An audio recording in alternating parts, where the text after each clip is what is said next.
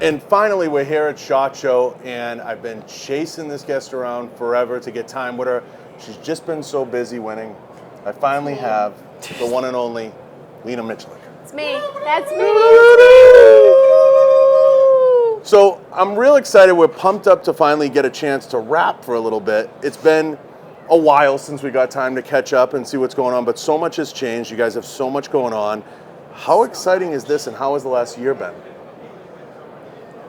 I want you to know, like, I tell people, like, what's it like? I'm like this all the time. A million miles an hour. A million miles an hour, and I don't feel like I'm going fast enough to get it all in. But everything. What am I doing? Everything. Rifle, pistol, shotgun competitions, get PCC competitions. In 2020, I'm going to be integrating onto my dad's YouTube channel, becoming like a and whatever. I'm gonna be making videos and he's there. blowing up on YouTube right now. Oh yeah, yeah, he's huge. So I'm gonna be going and helping them create more content because he needs a little bit of a break, and I have a lot of fun ideas, and it's a good excuse to do a lot of things I want to do anyways. How exciting is it though to be getting out there and you're winning? It's all coming together for you. You're having these opportunities, kind of, you know, is it flying by you like ships in the night? Are you taking it in and you're getting an opportunity to kind of really sit back and say, see how exciting it really is and play out? Well, as you saw, for me to sit just in this chair long enough for him to do mic check was hard enough for me. So sitting back and observing and taking in isn't my strength. I'm trying. Literally 2019, like with my broken wrist, I had a forced actual break-in shooting, and it was the first break-in shooting I'd had in 8 years. And it gave me such anxiety and was terrible, but I'm learning patience. I got my first hobby in 2019 as a human being. Like, I've never had one because I just worked and shot. Now by family standards, you got into shooting late. By the standards, you know, of your mom, your dad, and the history, you kind of came into it. Not my dad. My dad actually got in later than all of us. Oh, plot twist. Little known fact. Plot twist. Plot twist. Are you ready? My mom has been shooting longer Yeah, than she's all the of us. architect. We all know that. She started in, like, what is it? I was homeschooled, but what is it? What's the one before high school? Grade school. That one. She was on their rifle team in elementary, and they would have their little camps every summer that she would go to and shoot. So she's been doing that. My dad didn't get his first shotgun until he was like 15, 16. Okay, so he comes into it after, but then you get into it. I went pro at 15, 16. Okay, so then you get into it and you start shooting. Is it tough at all? Do you ever feel like you're living in the shadow a little bit of what he's created and just the mystique of the name and everything that comes with it? So I did kind of get into shooting late, like in comparison to me going pro. Like, I could have decided to fully commit and go pro a lot sooner, but I didn't want it. But that was because from the age of like 6, I had great people come up to me at competitions and go, "You'll never be as good as your father." Right. I, like, as an 8-year-old, like, well, who are you? Like, go away. And I had other people come up and they go, like, "You've got some really, really big shoes to fill." I just, like, walk away. So as a kid, I didn't know how to handle it. And I was like, all right, nope. And then I realized people were stupid and I can do whatever I want. So then I did that. At what age and at what point did you feel like you had something, like it was coming together and you were going to be the shooter that you became? So for me, it was more of deciding to commit. So for me, the reality of what it takes to do this is what I have lived my entire life, watching my parents. Like, to be a professional shooter and to be at their level, I see all of the sacrifice that it takes to get there. So for me growing up, you know, it's like, oh, you want to get into shooting? That was literally, you know, someone going, hey, do you want to sacrifice everything that you've seen your parents have to sacrifice? All of the hours on the range, like, do you want to do that? And as a kid, I'm like, no. Right, of course. So it took to the point where I needed to decide to either go to college, get a job, or do something. And I graduated early at 15, 16, and I didn't really know what to do. And my mom really wanted me to go to college, so I went to the college and I paid to register for classes, and then I ran away. And I never registered for a class. And that was also the year I discovered 3-gun. I had yet to find my passion in shooting, And I knew that for the level of commitment that it would take, I needed more of a passion. And I had tried USPSA, I had tried all the divisions, and 3-gun was really, really new. And I totally didn't practice at all. And I just went for my 15th birthday. It was on my birthday in Arizona, the Mystery Mountain 3-gun, my first 3-gun ever. I went my first stage. I left 7 steel, had 4 mics on slugs, and I got to the end and I was like, yes, we've got to do it again. It was overwhelming, and I loved how overwhelmed I was, and that was my passion. And that year I shot 24 major matches. I won my first world title, and then I just kept running. At what point does SIG come in and you're like, okay, now this is really something? 4 years ago is when I joined SIG. I would say... How did it happen? How did it happen? Dreams come true, kids. That's how. How do dreams come true? I don't know. It just does. Because Max had a great story about how it happened for him. Oh, he did? You know, the Katrina happened, and Max happened to do this tournament where SIG was giving away like a cash prize, and he had to win the cash prize to support his family. It was a super cool story, and it really kind of, it showed the struggle to get to the next level. And he was just like, by chance, they were like, we're paying this guy this big check, you know, let's meet him. Yeah. And they met him, and he hit it off. Oh my God, look at me. I don't even know Max's story. Yeah, wow, look at me. so I love when he Max's was- origin story. This is great. So when he was telling the story, it was like super heartfelt, you know what I mean? Like 10 kittens yeah. died. Like it was like one of those things. Well, yeah. So your story, I imagine, right? So the thing you're kind of knocking into, everybody probably would have imagined it would have been maybe Smith & Wesson or something that your family had a lineage with, but it ends up being SIG. SIG was going where I wanted to go. If you've noticed, just in the 4 years that I've been with SIG, how much innovation. Of course, tell me about it. Listen, like, if you can't tell, I have a little bit of energy. No, I have no, a no. little bit of go. So to be in a company, like, it has to be going somewhere. It has to be someone I agree. that's communicating and doing things. And SIG is like the melting pot of that. So the fact that they let me come in and they value, they just, oh man, guys, wow, are you highly valued at SIG? Like, they just make you feel like everything, and they value your words and what you have to say and your reputation and your opinion, and they actually, I like it. As you know for me, and you know this, growing up 30 miles from the building and having the opportunity to kind of go there, and that's like the first place I trained. It was I grew up going to SIG. I was like one of the first people in Cavs P320 Armorers course. You know, I was one of the first. You know, I've trained. I took that course. That was my first course there. I've trained with Hannah. I've trained with Todd. I've trained with half the instructors you have here. Back when we were all nobodies, you know, just figuring it out. And it's kind of serendipitous how it's all come together. But really, the things that SIG has done through the years, and Max kind of got into this, with not only having great pistols, but then having the opportunity to slowly creep into the rifle game in a way that, you know, they've had a couple goes at it, but this go round has been something really exciting, doing the MCX, the MPX. It's, you know, there's something in the air, the Rattler, which I'm a huge fan of, but also now suppressors the last couple years coming in heavy, optics, ammo, airsoft, and now like everything in bolt guns. I know. Eventually, it will just be SIG. It won't be a gun industry. It'll just be the SIG industry. And I agree with you. Yeah, I mean, it's one of those things. Has it blown your mind how much they've been able to put together? Yes. No, like, absolutely. And one of the most incredible things that I found early on at SIG was they have absolutely no interest in making their version. Like, this sound like in the industry, it gets to be, you know, like something will be popular and everyone goes, all right, we got to make our version of this thing, you know, and like it's really just kind of like the same thing. Yeah. No, like they only do something. They only make a new product if they can improve on it, and like in their way, and they can innovate it in some way that they can take it once again somewhere else, and it's just an energy, like. That's amazing. Like every day, that's what I want to do. You know, I want to take where I am and I want to add to it. I want to go somewhere else. And that's what SIG does with all their products. They look at them and they go, this is where we are. But tomorrow, where are we going to be? Like, what does that look like? Let's make it happen. Let's add 1% every day. It's really insane how much they've been able to together. Now, the bolt gun was something I was clued in on early. We'll say that. I don't want anyone to get in trouble. Early.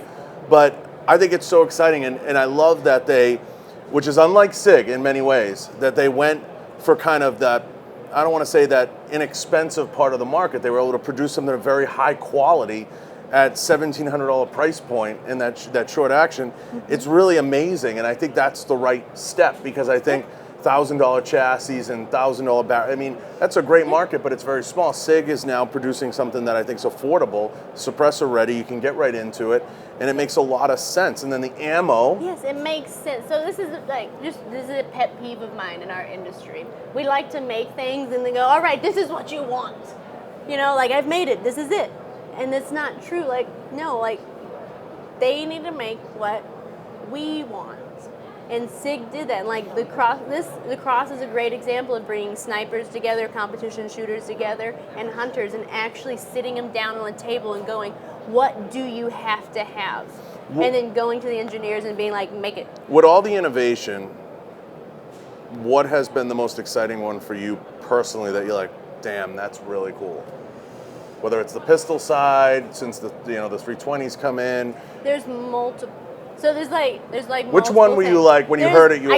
So like my nerdy one, like the one that I know over time will be the most impactful, is gonna be our 3-piece brass system.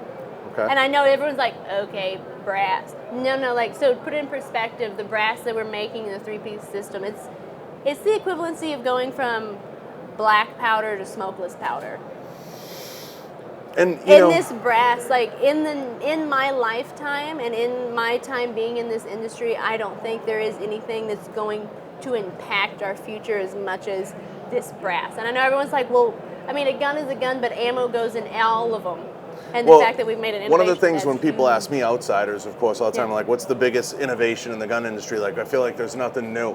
I say some of the biggest innovations that occur in the gun industry are actually in the ammo side because of the refinement of powders, primers, the things that have gone on the ammo side.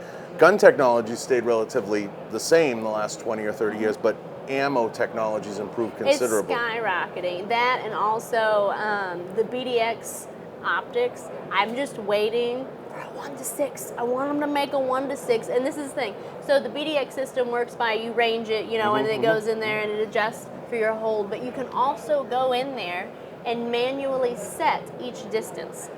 So for me, I want to go in there. Could you imagine being able to go and set for your rifle, your optic, your ammo, your exact 1, 150, 2, 250, 3, 350, and you can leave them all lit up in there.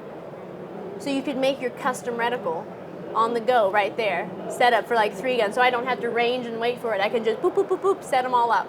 So I'm waiting for a 1-to-6, and I'm excited to put that on my 3-gun rifle and compete with that.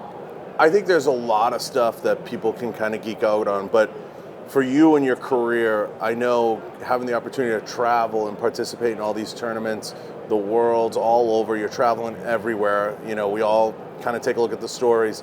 Is it so much fun that you're able also to forge amazing friendships along the way, and you have such a cool network? You and Ashley obviously have a chemistry that's interesting. Friendship. How much fun is it to be able to do this and do it amongst such great friends and peers and people like Max, and you have such a great team around you? Is that kind of like one of those, do you pinch yourself when you're in Sweden or here? I tell everyone that the shooting community, especially the competition side, is just a worldwide family. I go to Russia and I find people that I can bond with, and by the end of an hour, I'm like, hey, let's go have dinner together. I can go to Georgia. So I've been doing it professionally since I was 16. So that means you can only get a rental car when you're 21.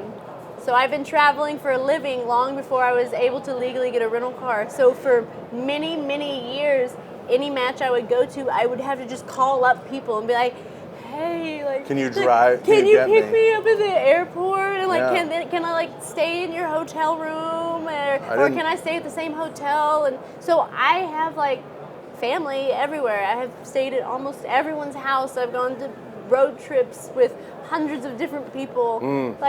Everyone is sharing the same passion. And when you have a passion like the shooting industry does, it doesn't matter what country you're in, you still share it. Now the last couple of years, it's just been you and Max. Now you have the addition of a new family Oh, member. we got old Danny boy. Yeah, how's that been? Oh, I love Dan. I'm so glad Dan came Super on. low key. He really doesn't. Isn't he not like? It almost doesn't fit in with you and Max's structure. Daniel comes in and he's super low key, chill, but it adds to the whole chemistry. It's actually like, I'm so excited for 2020 in our team because now with Dan on board, we truly cover like everything, and he adds a flavor for sure. It gives me the opportunity. So in 2020, I'm going to be cutting almost all 3-gun matches, if not all of them, and focusing on PCC, which is huge. And I've been wanting to do that, but I also wanted to cover and represent in the 3-gun industry. Well, now we have Dan.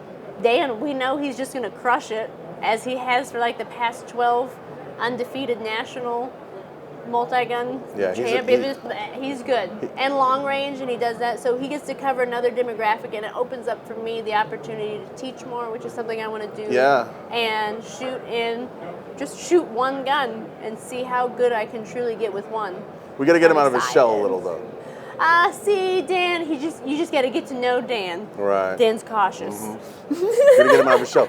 So, you're traveling and you're winning, right? A lot of people don't see the other side of winning, and this is something I talked to Max about. Your family's known for the training and what goes into it. How many rounds are you putting down range a month? It varies so I've heard crazy much. numbers. Give me a rough idea.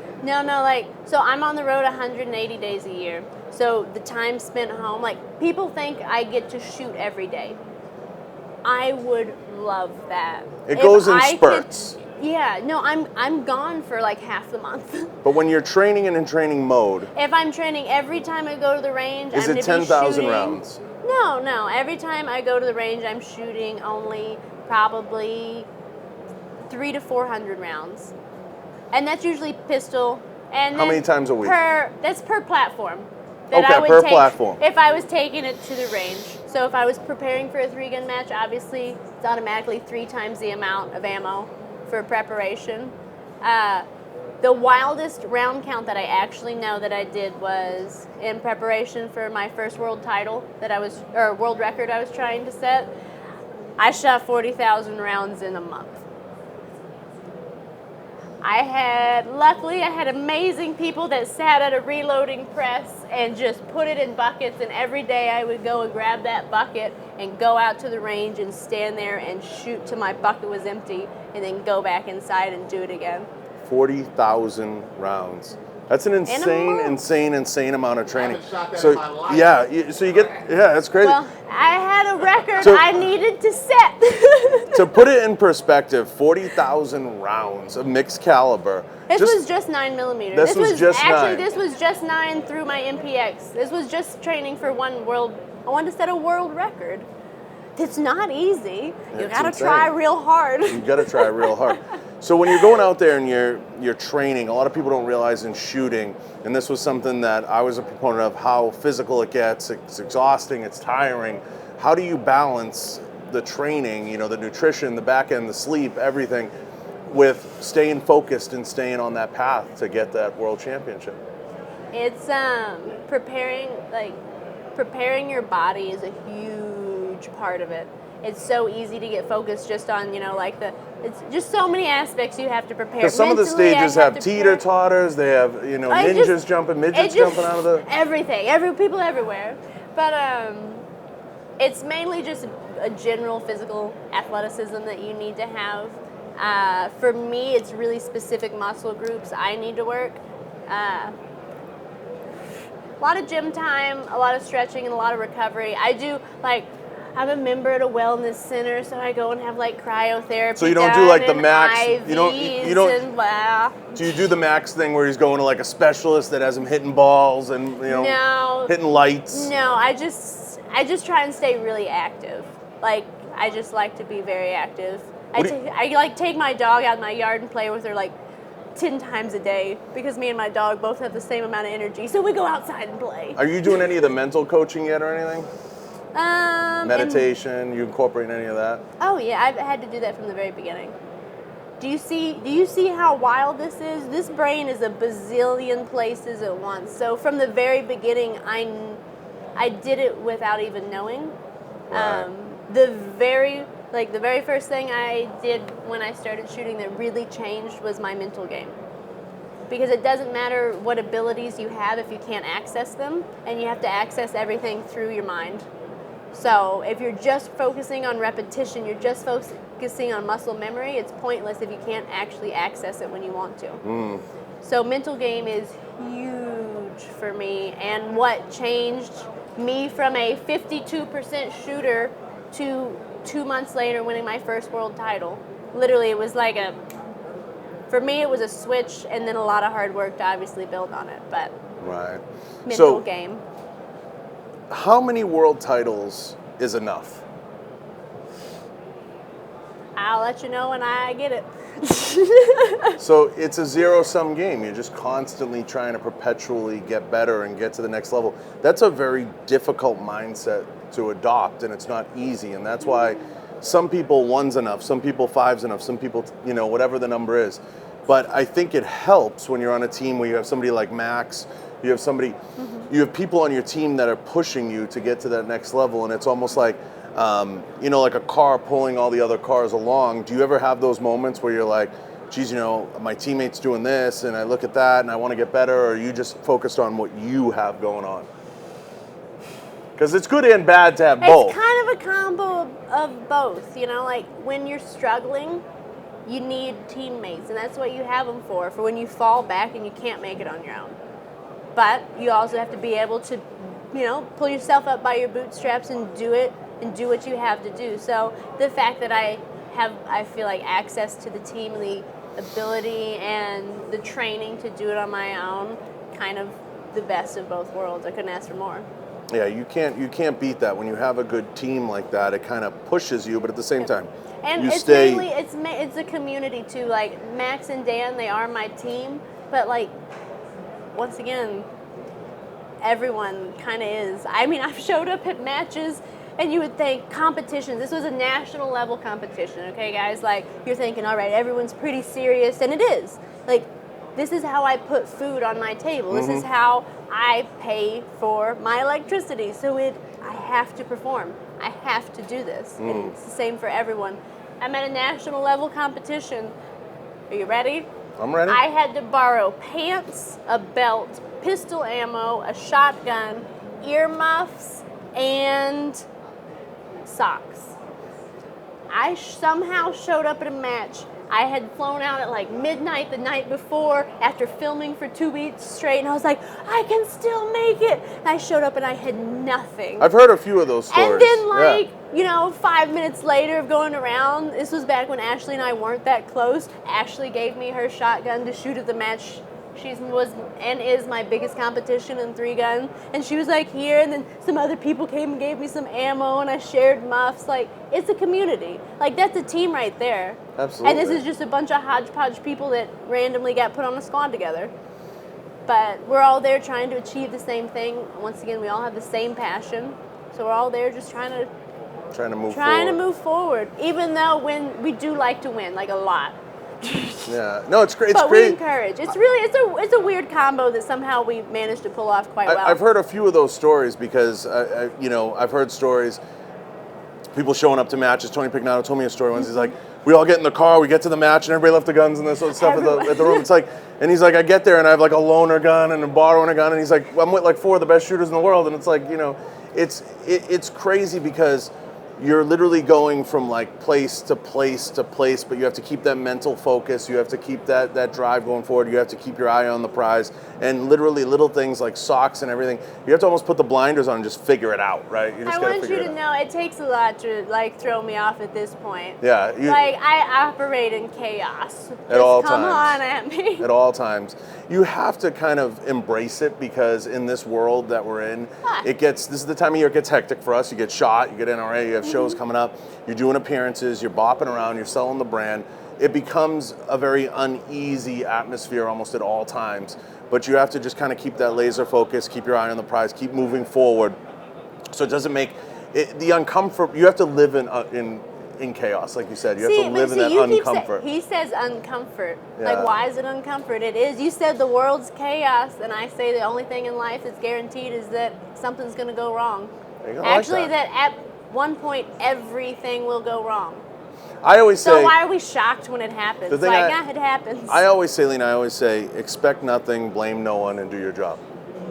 So have zero expectations. Don't blame anybody because it's not going to work, and just do your job. Whatever your job is, just do it and get out of the way. And I guess we're so quick to try and establish like a judgment to it, like Right. as a whole thing. Oh, I got a whole. Oh, no, we're getting on a soapbox rant over here. We'll continue past that. Yeah. No, I agree with you 100%. So you've been in this business long enough. You've obviously formed some friendships. Who are some of your best friends, and who do you kind of admire? Who do I admire? Wow, there's a lot of Obviously, Ashley. Ashley's my best friend and my biggest competitor. Let me tell our story real quick. All right, Yeah. Ashley, she works for Team Glock. I'm obviously Team Sig. So right when she got into Worlds shooting, collide. well, I was the top of 3-gun when Ashley came in, and no one knew who she was, but she came in hot, and everyone came to me and was like, Lena, What do you think of this? who is this? Blah, blah, blah. And they actually started spreading rumors. Like, people would be like, she cheated. And they would say, like, I said stuff about her. So we never were like, oh, you're terrible. But we were just like, nah. Like, at matches, we'd see people, and we'd be like real uncomfortable. Just like, how's your match going? Be like, it's good. At what point do you like finally put your tray down in the lunchroom and you're like, all right, No, all right, this bitch. is it. Are you ready? Are you ready? We were teaching a junior camp. We had taught the first day, like, and I had just been around her. I go to Walmart, I buy her a friendship bracelet, I give it to her, and from that moment on, that night, I went to her house, we made brownies and, like, chef costumes, because she had, like, she went to culinary class or something, so we put these on and we made brownies and friendship. That's how that happened, and after 2 years of being awkward, we just decided to get over it. It's amazing. And it worked really well. Yeah, it's amazing. I think it did definitely for you guys. Yep. You guys have definitely a kinship, but beyond Ashley, and we love you, Ashley. But beyond Ashley, where do you kind of like? Who do you admire? Who do you look at and you're like, geez, I like how they do their business. You know how they go about their business. Maria Gushina, she is Russian shooter. I don't even understand. I don't even know what's going on, but I have so much respect for her skill level. It blows my mind. She almost won overall world shoot. She was like 98% at the last world shoot. Listen, that's the highest a woman has ever finished. Like, she's blowing stuff up. So she's amazing. I want you to know, a lot of people's enthusiasm. I follow a lot of really fun people on Instagram just for their fun, because this industry can kind of get real serious on itself real fast, and everybody wants to be a cool operator and nobody wants to like have fun. Yeah, exactly. And having fun is like the easiest way to learn when it's a fun environment. So I follow a lot of fun, like just random people that make me laugh. Those are the people that inspire me the most. I think the industry is just, there's too much of that. Like, I'm gonna throw it on the table, and I'm this, this and that, and then people kind of figure it out, right, Lena? Like, along the way, you see how many people come and go. I've been coming around this business for 8 years. You've been in it for life.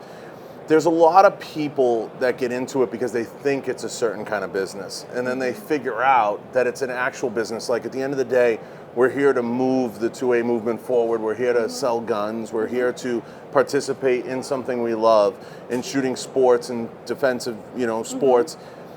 I don't think people understand that at the end of the day, the passion comes from the mission, right? And the passion comes from the sport.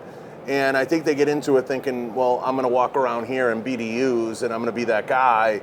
And they lose sight of what's real about the business. See, what's hard is if you're trying to be that guy, there's a lot of really legit, actual that guys in this industry. So you're going to either have to be super, and listen, if you're better than them, I want you to know you're going to be so humble that I'm not going to know it. If you got to tell me how great you are, cool for you. Yeah, and the place for those guys is very small, actually. It's actually very, very small. It's a very finite niche. You could see it here at SIG. You could see it at other brands. It's actually a very small, finite niche of the business, and people don't really fully understand that. By and large, the majority of folks are guys who instruct on the side. It's a side business for them. They're not, like you said, the guys walking around that have to tell you who they are and self-promote in that way. Well, not just self-promoting, like, please tell me who you are, but like the people that if you come up and you're just trying to I get a lot of people that come up that are just like, well, what can you do? Well, this is what I do. And everyone's just like chest bumping around, and I'm just like, okay, cool. Yeah. Anyways. Yeah. Just do you. Everybody just do them, and it works out. Yeah, best. you just got to kind of put the blinders on and chug forward. So your popularity begins to kind of skyrocket amidst all this. You become a personality in the business, in all honesty. Your dad's kind of always been there. I mean, he's always been... No, like, he's always been there. He's always been at that top of the mountain, and he's such a powerful personality in the business.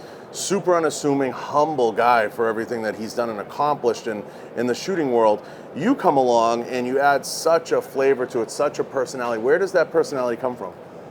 Is it your mom or your dad? Personality come from? Where does all the energy... Both. Who gets the credit in the Who gets the credit? No one gets all the credit. I get some of the credit. Okay. I would say the way that I think is like the way my brain works. Not the way I think. The way my brain works and the way I learn and do everything is exactly like my dad. But also the way that my mom is just like, jump off a building if I want to. Yeah, the firecracker. That's me. That's also me. So I have both. Yeah. And then the abnormal energy probably just comes from more ADD and caffeine. Exactly, a combination of the two. Yeah. Now, when the popularity skyrockets, obviously social media comes into play. You start putting yourself out there on social. You have a really cool vibe on social. If you haven't followed Lena or looked at her stories, she puts a lot of fun, cool stuff out there. She's always goofing, always joking around.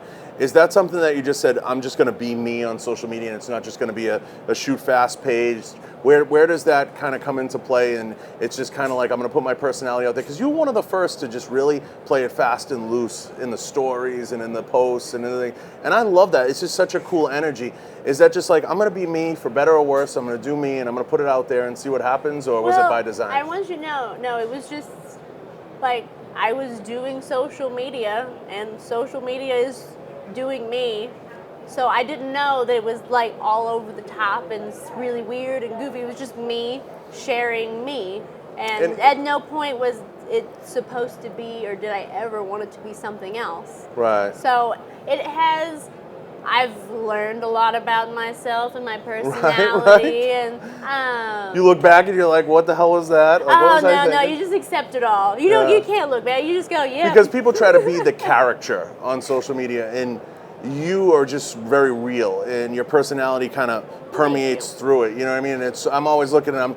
Like I catch myself. It's one of the few pages I catch myself. I'm laughing at like stuff you and Ashley are doing and things that you guys are doing, and I'm like, these fucking girls are crazy. Yeah, Every now and then I'll be like, you're crazy. We really are just like none of that is. Oh wait, let's do it for the gram. Exactly. It's like we're just doing it, and that just happens to be. I think we just happen to be that kind of wild and weird. And I can attest to that. People are entertained by it. You walk in here, Marcy's like, let's take a picture. You're like, da-da-da-da. Like it's who you are. And I think that's something that's really unique and sets you apart from a lot of people, because every industry goes through this, right? So the shooting industry, you have a lot of people that are very buttoned up. They're very, man, we have to be this way, and we're going to be very proper. And there's nothing wrong with that. It's just you have a way of conveying what's your real personality in a way that it comes off very natural and it's very real. And I think some people lose sight of that. They try to be, as we said earlier, a character. And I think sometimes that... It's much safer. It's much, much safer to create a fake personality or a modified version of yourself. To be an avatar. To go out there and do that. But that sounds like way too much work to try and keep up. So, no. And the real thing's always better. Yeah. Plus, why would now? Once again, no. You can't do that other stuff. In all your time, with the brand and growing and developing your personality, obviously as social grows, everybody starts hitting you up. What are some of the craziest DMs and messages that you got? Oh, we can't go. We've heard it all on the show, We can't go word for word on that. That's a bit. No, you're gonna go there. You're gonna go there. One of my. Go ahead. One of my weirdest ones that I like to tell people about. I get feet requests. You were saying that. I want you to know, never. I'm on Wiki Feet. I want you to know, everyone's gonna look this up. Let's make me the #1 Wiki Feet page, even though I have no. Wiki Feet. Listen. We heard about this from another shooter. Wiki Feet. Yeah. Okay. Listen. Jane or someone. There are 2 photos in there, and like one is me in heels, and you can see like my big toe. Like it's like a full like, and another one is me like I was at the gym and I don't have shoes on, and I'm just standing like on a mat. And I have gotten like 3-4 requests. I want you to know these arches are irresistibly tall. Oh my god. And it just sucks them all in. They can't resist. So we've heard it all. We've heard of jail mail. We've heard of dirty clothes is the biggest request, right? Dirty clothes. We used clothing. I suggested this, Lena, and I want to get your thoughts, right? I don't know why I said this.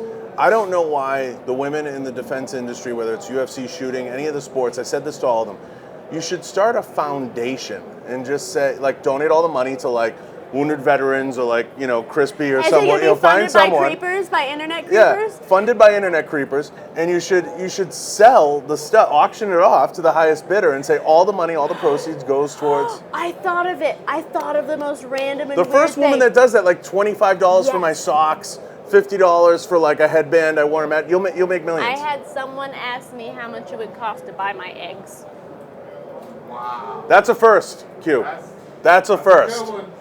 Yeah. That's a good one. I don't know if does the world need another Miculek? Listen, I don't know, but not that way. Nah, that's not. I just know. Like what do I do with that? What do I do with that question in public at a national match?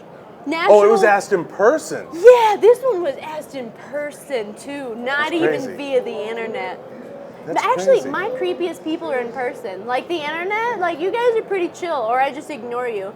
But you people in person, well, most of the come time, out and we talked about weird. this with someone else, most of the time it goes into the dark DM. It goes into the area that you have to go into where you don't have to accept it. Yeah, we call it the dark DM. I actually look at all of them. And that's the thing that I think people don't think I do. Because I love people who comment like it's not my page. Like someone else is doing it. Like, no, I'm reading all of it. If I don't reply, maybe I didn't read that one. But now, have you ever had to deal with any stalkers, weirdos? Mm-hmm. Has it ever ratcheted to that level? Yeah, at an NRA convention, had a guy wait outside the bathroom for me 4 separate times. Wow. And then I had, are you ready? Ready? We're ready. No, we're introducing. Ready? You smell nice. No. Just made John. I know. Oh, like here? At a show, not like this one. Like, no, this is. I mean, I didn't do it for a couple years, but yeah, one of the most. You got a sniffer. I had a poker. I had a guy that would. I know. Now listen, I asked everyone I knew because people were like, "It's got to be a joke." I asked everyone because I was getting mad. There was someone that every time I would be like in a transitional space, going from one booth to the next, someone would like straight up, like, almost grab me on either side. Yeah. And like poke me, and I could never find out who it was, and it's a good thing because I've said it on record many times. I don't envy you ladies in many ways on the internet. It's not easy. I commend you for how you all deal with it. It's not easy. The requests that you get are crazy. I know you're giving us the PG-13 versions, but it's absolutely insane. But you all deal with it as best you can. And I always am amazed that people make it to me. Like, let's be honest. If there's so many people on Instagram that look like they're wanting these messages, you know, like that they will actually send you photos of their feet. I am not. How? Why? What about this makes you think that? Yeah. That's the route I'm going. This is right. No, it's just not me. If you're wondering, try someone else. Now, it's hard enough. Shooters struggle all the time to have success on social media. You've managed to have both success on the range and in social media. What areas of social media, because you have a pretty dialed in, do you feel, the industry's lacking behind, or you could do better at, or you're looking at, like, is it like TikTok? Because I can see you do very well on TikTok. What areas? I remember they reached out to me a long time ago with like one of those things.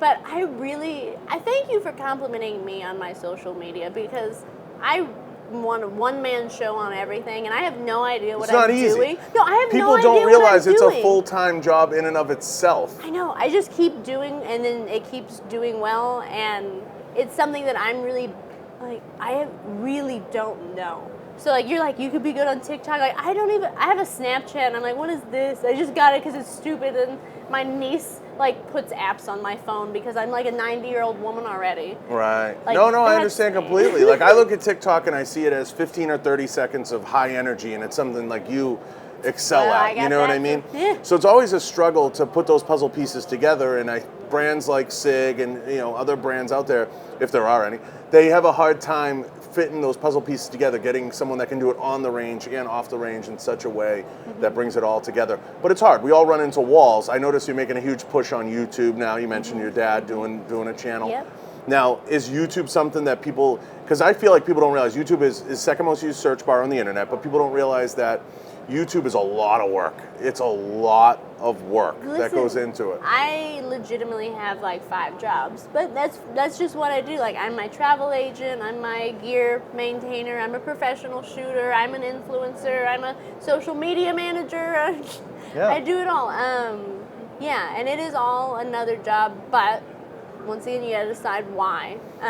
With YouTube and things like that, like a huge passion of mine going into 2020, and kind of like a rough motto. I haven't gotten it perfect yet, but something that makes me excited for life is reflecting on other people's greatness, because we're all horrible at seeing how good we are, but it's so easy. Like, I feel like I can see it, and I have an ability to put words to things that other people can, and actually show people what they can do and what they're doing right then, more importantly, because everyone discredits themselves.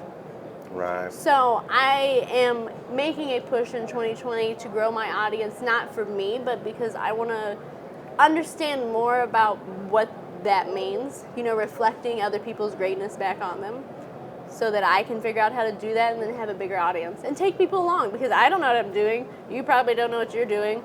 Let's figure it out. No, that's well said. Yeah. Where does it go from here for you personally? What's the next step? Is it continue to prepare for the next match? Do you want to do hot air balloon rides? Like, what's the next thing for you? Give me a timeline. Like next, like next 20 Well, let's minutes. look at crazy. Next in the hour. next 1 to 3 years, where does it, where does the next evolution of you come from? Is it continue to just prepare and win matches and get to the next level, or do you see yourself going into another challenge? Is it just PCC? Is it something else? It's taking time to figure out what excites me for life, and then molding what I have in pursuit of that. When you're not shooting, what are No, you doing? in all of it. See, like, my career, what's so amazing about it is that I can make it into what I want. Like shooting, yes, I can go and shoot competitions, and I can do it to win. I can do it to prove that everyone else is worse than me. I can do it for a love of shooting. I can do it for a love of competing. Like, I get to decide the meaning and the reason for what I do. Because the thing that I do isn't that important. But why I do it and the reason for it, that's what I truly have control of, and that's what gives it meaning to me. So figuring out, like, in the shooting world, like, once again, like, what ignites my soul? Reflecting people's greatness, showing them they can do things that they didn't think they could do. Just easy. Like, I think it's so easy just talking to people, encouraging them, doing that. So within what I'm great at and what I love, how can I align it with that? Right. So, yeah. So I'm figuring out exactly how to do that, because we all want to be better. So let's figure it out. When you're not shooting, though, what do you do for fun? I mountain bike. I bought a mountain bike last year. Broke my wrist. Okay. Mountain biking. Learning. I also paint. I have a little small art studio. So Seriously? I'm actually very crafty. So before shooting, I kind of did a bunch of odd end jobs. So, like, I did the floral arrangements for 3 weddings. I did the makeup for 3 weddings. Okay. I worked at a boutique. Very, very crafty and random. And my dog. What do you paint? Landscapes? Nah, it's just whatever. I literally sit down and just like, bleh. Is it a stress reliever, you feel like? I'm learning how to enjoy it because I've never had a hobby my entire life. And painting was something that was actually forced on me because I refused to take a break from work and try and find a hobby. So someone bought me all this stuff and was like, you will enjoy this. Do it. And it's taken me like 2 years to try and figure out, because the one thing weird about art is it's only as good as you think it is. Yeah. That's it. It's only as good as you think it is. I can draw a squiggly line if I think it's Great, yeah. the shit, then it's the shit. But if I draw the best thing, you know, the Mona Lisa, and I'm like, oh, well, then that's what it is. And I want to be excited about what I create. So instead of worrying so much about what I create, it's more of, once again, why. I think why it was. am I think it was creating Howard Stern got into it late in life, and now he like sells his paintings and he makes money on. But he did it. Started as a stress reliever. He just like he was like, you know, I have to de-stress, and I really enjoy painting. And he sits at night and he paints, and now he sells the paintings. Maybe one day we'll see. Maybe. See, the Lena collection. See, like, he does it as a stress reliever, but trying to relax for me gives me anxiety, which is why I have to try and learn how to chill out. I do not know how to chill. Right. But I'm trying. So, the Chill. zombie apocalypse happens. Yes. You're running out the door. You can only grab one SIG product. What is it? Am I running out of my actual home door? Because I can tell you what I grabbed then. If I'm running out of my actual home door, what You're in headquarters. You can have anything you want. I'm in headquarters. Well, I mean, it was still gonna be. I was gonna get a copperhead because that's what's on the way out the door in my house. But is that the right choice for the zombie apocalypse? Zombie apocalypse. See, what do I want? I mean, it's really hard to beat just an AR. I know the M400 because I think I'm gonna want a lot of ammo. I'm gonna want to be able to do everything from close range to long range. So I'd probably have to go with something not very exciting like an M400. And also 223 ammo is pretty easy to find. Vast majority, you wouldn't want an odd round. Okay. You run out of ammo. So you're thinking this out. Well, I mean, this is logical. Yeah. I mean, this is just logical. I'm just deciding Well, here. I think Shane went from the handgun at Glock to the chainsaw immediately. Like in 30 seconds, he's like, I need a chainsaw too. Can I have a chainsaw? Actually, I lied. I would probably take an MPX. His 9mm would be more readily available. And I want to ask. 9mm, and it'd be quieter because zombies come to noise. We don't want a 223. Oh, your zombies come to noise. Well, all zombies. Yeah. In my zombie apocalypse, they can still hear. And yours. Now, I have to ask this because I kind of missed this question, but I want to know. How much does SIG involve you in the process when they're developing something? It depends on what the product is. Right. And so maybe not the bolt gun, but when it's... it's not the bolt gun. When it's like the MPX or when the 320 was coming out, you know, what, how, where, when did they pull you in and how much say do you ultimately have? It's kind of a whirlwind. Like at SIG, if I wanted to have a say in anything, say like right now, I'm like, you know what? I want to have a say in optics. All I have to do is educate myself and actually bring something to the table, and it will be accepted. Like, that's the thing about SIG. Like, if you have something to offer, the willingness to listen is there. They want it. Like, that's why we're here. That's why they hire every employee, is so that everything you want to contribute, anything you want to do, like, bring it. Like, let's do it. Let's see what it is. What can we do with it? So, my involvement is as much... It's not that much. The MPX I did have a hand in, but the pistols and other things, like, I kind of been running around doing other crazy things. But in the future, definitely. Outside of SIG, when you're walking around the show, what company, what product do you look at and you're like, geez, I like that. Like, I like what they're doing. Is it a holster? Is it, you know, when you're kind of moseying around? Does that have to be Moseying fancy? around. I love mosey. I like how he thinks that I have time to mosey anywhere. Mosey. I told him. When you're perusing the internet. I had less than 60 seconds of breaks today. breaks. I mean, I'm just going to shamelessly plug this. Shameless. The Mossberg JM940. I literally couldn't be more excited about anything. I was actually sitting... That was a huge involvement. That was 3 to 4 years of product development with Mossberg, with me, with my father. Like, them coming down, sitting at the kitchen table, us going over everything. me sending up the guns that I had modified and had been competing with, up to them basing it off, like just a very, very intense and long process to make what is now the 940, and just really, really proud of it. Like, I'm real proud, guys. Real proud. We were talking about Mossberg earlier as one of those brands that we felt was kind of on the cusp of being able to be one of the, they're a great brand to begin with. So I say, I understand the next level. The next level. They're on the cusp of a next level. Yeah, coming out with a handgun. Agree. Someone else brought that name up, and I said, yeah, I could see that. It's just, it always takes just the right pieces to kind of bring it all together. Now, one more huge question. Yes. SIG is in so many other spaces. We know about the dog raincoats. What's the one obscure product that they've come out with that you're like, I gotta have this. This is crazy. Like, what? So they didn't come out with these. I stole them. The very first SHOT Show at Range Day, they had SIG pillows.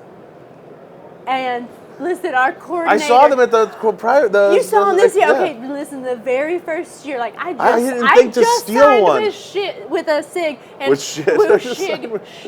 SIG. And I was looking at him and I was like, the last bus was coming in the one bag, and I was like, you were like, well, anyone? And I know, and there's a lovely, lovely gentleman that organizes and runs all of this, and I was watching for him, and I didn't see him, so I grabbed two, and I went for the door, and then I was walking, and someone came up beside me, and they're like, he's behind you, and I was like, hey, what You're like, are I'm you just doing? taking these. Yeah, and he was like, what are you doing? I was like, oh, yep, I was just told I could have them. Because they've done a great job. Okay. They put their name on everything.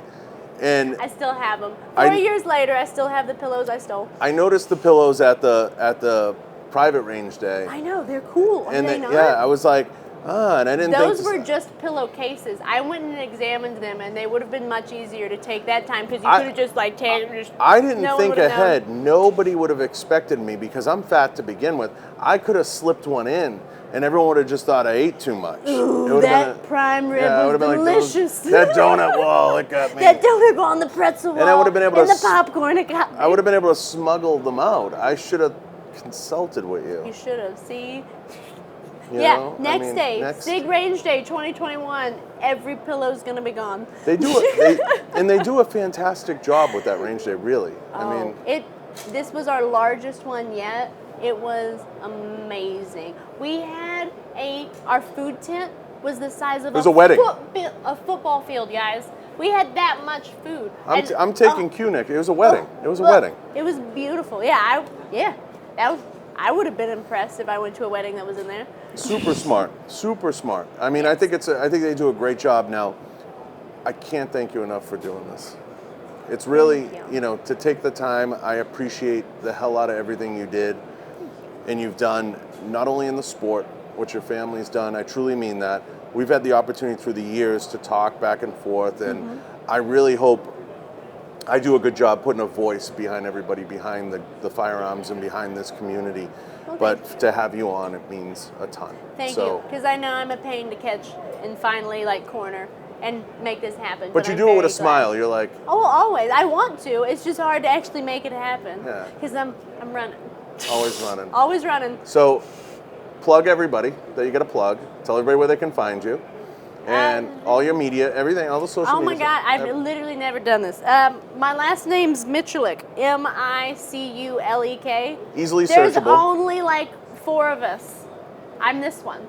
You'll find me on the places that I am. See you there.